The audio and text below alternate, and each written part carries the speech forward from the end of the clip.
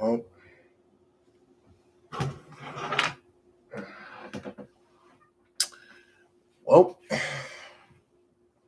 we're back. Back at it again with another review. Not really a review, just more news. Yo, if this is how, if this is how losing is, I can't deal with it. I don't know how y'all team dealt with the losing. Cause this right here is trash.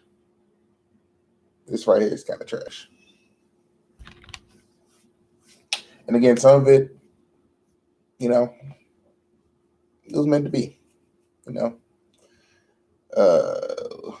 So let's get into it right now. So this ain't gonna be as long as the other ones. Are probably gonna knock this out in about 5-10 minutes or so. I could have made this as a video, but people want to come through. People want to come through. But yo, what's up, YouTube? Your brother, Great Picture here, DGP, back again with another episode of Patriot Keys. And in this video stream, whatever you want to call it, hopefully everybody's staying safe with the whole Corona thing. Hopefully people are inside quarantine and stuff. I'm just still working from home and figured I might as well just, I already got the camera and the mic set. I might as well just bust out a quick video real quick. As you see, room's still junky, still trying to move out, and it's still preparing to move by the end of the month.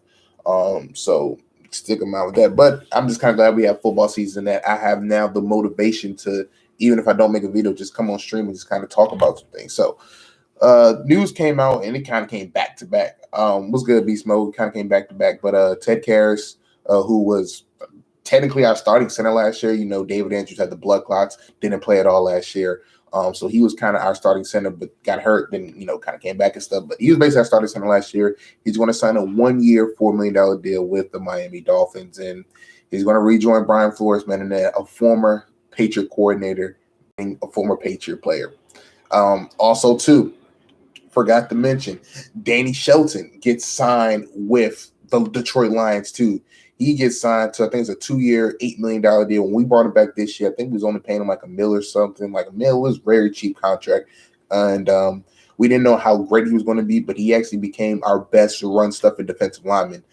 So he goes to Detroit. And then the big news today, I guess, out of everything else besides the whole Tom Brady thing is, and I'll talk about that too. And the whole biggest thing too is HARMON gets traded. And we don't know the exact details of the trade yet.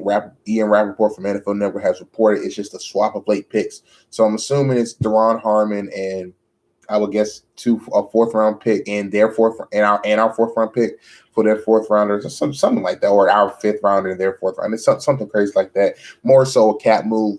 Trading him saves us about $4 million in cap space. So we get some of that cap space back that we need to get some people or get some pieces in. And then also, too, as Daniel pointed out, we signed Damian Byrd, wide receiver from the Cardinals. Really didn't play that much. Let me actually pull up his stats. I know he was like, because they had Christian Kirk, they had Fitz. I think he was like the slot receiver, slot or the 4th receiver, because I know they had the other guy, Isabel. I think that's what his name is. Let me look at his stats real quick. Damian Byrd. From South Carolina. Let's see. What's his stats like? I know he didn't really do much last year. He's kind of like a slot speedy guy. Yeah. He had 32 catches, 359 yards, and 1 touchdown. So again, he was like the 4th option or so for the team last year. Nothing too crazy, just getting depth. Honestly, I think he's a returner too, and know he plays some return specialist. So honestly, when Gunner went down and we didn't really have a returner last year, honestly, this move is a depth move. It's for depth purposes. Fitzgerald, it was Fitzgerald, Christian Kirk, David Johnson. David Johnson had a little bit more yards than Byrd. So yeah, Byrd was the slot receiver, as I thought. He's he's a speedy guy you use on special teams. It's more so just a depth move. We have Sanu, we have Edelman. We have some of these other guys. I think Philip Dorsett. I don't know if he's under contract yet. I think he's a free agent, but he probably will be. I think Philip Dorsett is a free agent, if I'm not mistaken. So he's going to be the he's just probably going to just be a Philip Dorsett replacement. Honestly, just a return guy, a speedster. So I really didn't do a much video on him. I might do a video more, but he doesn't really make that much of an impact. But what are we? We can't coach everything. Hey, man, and that's what we're gonna talk about. So, what are all these moves doing? With trading away our whole even it seems like it's the Detroit Patriots over there in Detroit. They just taking any Detroit defensive player. Remember they took Trey Flowers a year ago. Now they've taken about two more New England Patriots players in Shelton and DURON Harmon. Flores, and also two what you call it? Shoot, the other guy, the linebacker. Shoot, can't even think of his name. Wow. I can't even think of it's. I'm drawing a blank right now. I'm drawing a blank. The linebacker, they just Jamie Collins. I could not remember his name for the life of me. Jamie Collins. I wanted to say Calvin Noah, but I was like, we got him from Detroit and he's in Miami. Jamie Collins. I couldn't even think of his name. I was having a brain fart. So yeah, it looks like that we're going ahead and Clan. Look, yeah, we're good in the team. So, you're a Lions fan? Oh, well, I would say this Jamie Collins. He had a bounce back year last year. He's a pretty good guy. Danny Shelton is a great run stuffer. So I don't know if you still have Snacks on your team. I don't know if he's trying to train him or not, but he's a pretty good run stuffer. Trey Flowers, I hope you like him as much as we did. And DURON Harmon was a great guy because we ran a lot of nickel dime sets. So we typically had three safeties in the game: Patrick Chung, Devin Cordy, and DURON Harmon. He's kind of more of a coverage corner, but he's pretty good locker room guy. So hopefully you guys enjoyed it. So yeah, typically, like Daniel said, we don't really rebuild. We kind of reloaded, but maybe this is the way of us rebuilding. This draft class is loaded with quarterbacks. We might not potentially be able to get a quarterback this year, but maybe Belichick. My boy Kid said something, and I thought about it in the back of my head when I found out Brady wasn't coming to Tampa. I said, are we going to necessarily tank?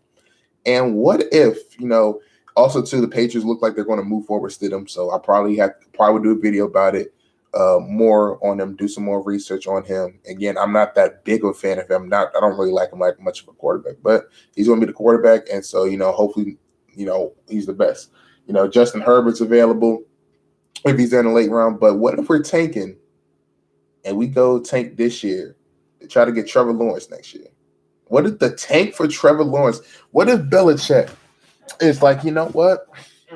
I can win with the quarterback. Maybe not any quarterback. I need somebody that's going to be, a top tier talent. So what if I go ahead and tank for Trevor Lawrence? Dabo Swinney. I saw how we did against Nick Saban's defense and other SEC defense, and he was dotting them up. Shoot, what if I go ahead and get Trevor Lawrence, a guy who can throw the football, a guy who can run around a little bit? And what if I build something with Trevor Lawrence and let people know that I can build with any quarterback that has some talent?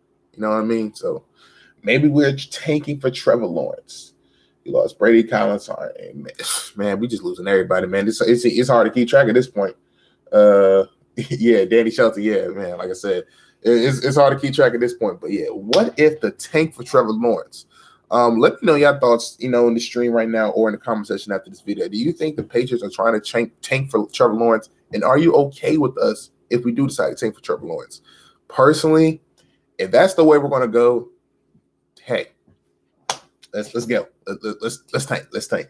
I'd rather us have, like, the one thing I know teams get stuck on is this purgatory. Is this: you're not bad enough to get a top pick, but you're not good enough to, go to the Super Bowl and stuff like that, be a Super Bowl contender. So if if we really just going into the tank, I'm all for it.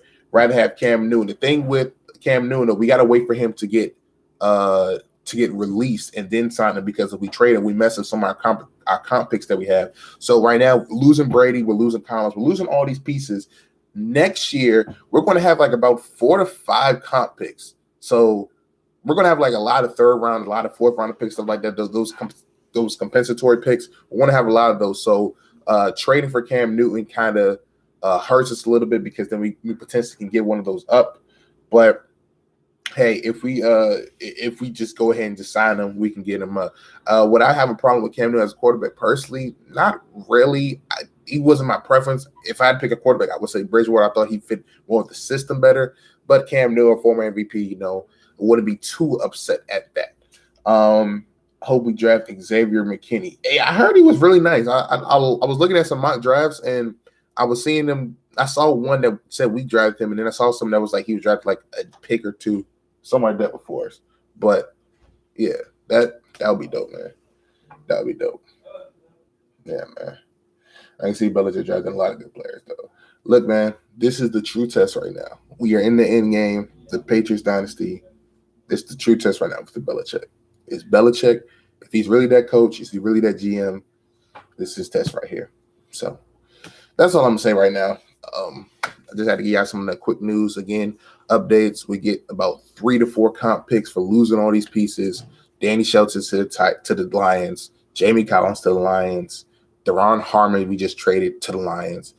Calvin Noy just went to the Dolphins. And Ted Karras went to the Dolphins. You already know about Tom Brady. So that so far is as much as I know. As a Lions fan, I like to know what type of player are we getting. So for DURON HARMON, you're getting a guy who's a coverage. He's like a he was our third safety in the lineup, but we played him a lot in like some nickel dime coverage, and he also played regular safety too. So he's more of a coverage safety.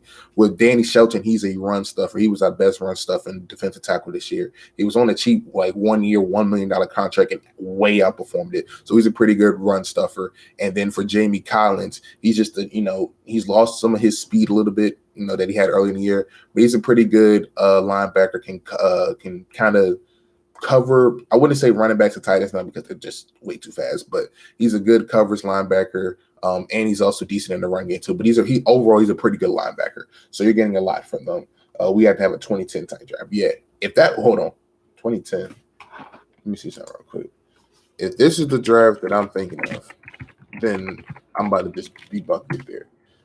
If we drafted this one dude in 2010, I'm going to be highly upset at you for mentioning that. Okay, never mind. I thought the 2010 draft was the year we drafted Kyle Larrington. I was about to say, hey, yo, we do not need a 2010 draft. We do not need a 2010 draft. I thought that was the year we had Kyle Larrington, but I forgot he was at the Buccaneers. And then we brought him in that year. So, yeah. I know we might not get him because of our cap, but I'd love to see him. I mean, I would like to see OBJ too, honestly, but I think we was going to go for OBJ if Brady wanted to stay. And listening to the conversations that people were saying that Brady had with Kraft, he was like, after the Diggs and Hopkins trade, because it seems like OBJ was kind of off the table. He's like, after those 2 trades, and it was like, there's no really other weapons we can truly get because we're not bringing back Antonio Brown. I think that was the final straw that Brady was like, you know what, I want to come back if we have weapons, and that's what I've been saying before. Appreciate that barcode, and again, appreciate y'all on y'all season 2. Hopefully, y'all got the pieces that were great for us can go into Patricia's system, bring the Patriot culture, bring some winning culture to Detroit. But yeah, from the conversation that I was hearing from Adam Schefter and Stephen A. Smith and that said they spoke to Robert Kraft, they were like, Brady said he would come back, but he after those moves and everything else that transpired, he said that it was just time for him to move on. I think he would have came back had we would have got DeAndre Hopkins or Stephon Diggs. I think he would have not necessarily came back, but it would have been helpful. I think if we yo, you come back, we have a trade right now for Stephon Diggs, DeAndre Hopkins, and I think we pull the trigger. And I think Tom Brady stays actually these next 2 years. But yeah, that's yeah, man. I know what you're talking about now. Once you said 2010, I looked up Kyle Larrington wasn't part of that. I realized he was talking about Devin McCourty. He just came in the same time with Devin McCourty. I was about to say, yo, we do not need a Kyle Larrington on our team, man. We do not need a Kyle Larrington or Ross Down. Oh my God, man. I'm just thinking of all the corners that we had. Jesus Christ.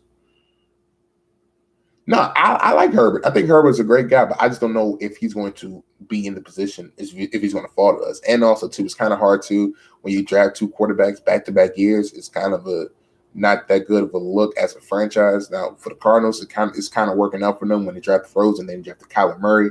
So we'll see about that. We'll see. But, yeah, man, that's pretty much my take. I'm about to get back to work. I'm about to finish some stuff up. Catch y'all next time, y'all. What's up, shiz? I'm just ending the stream. If you just get quick update for you, we have lost just today Danny Shelton, Jamie Collins late last night, and DURON HARMON just got traded. All 3 of those to the Detroit Lions. Jamie Collins 3 years, $30 million. Danny Shelton was a 2-year, $8 million deal, something like that. $8 or $10 million, getting like $4 or $5 million a year. And then DURON HARMON, we traded him for a swap of late round picks, not 100% confirmed that I've seen, But it's more so just a cap move. We're going to save about $3 to $4 million in cap with DURON HARMON. And then we lost our center, Ted Karras, to the Dolphins, 1 year, $4 million. So, yeah. Ain't looking too good, y'all.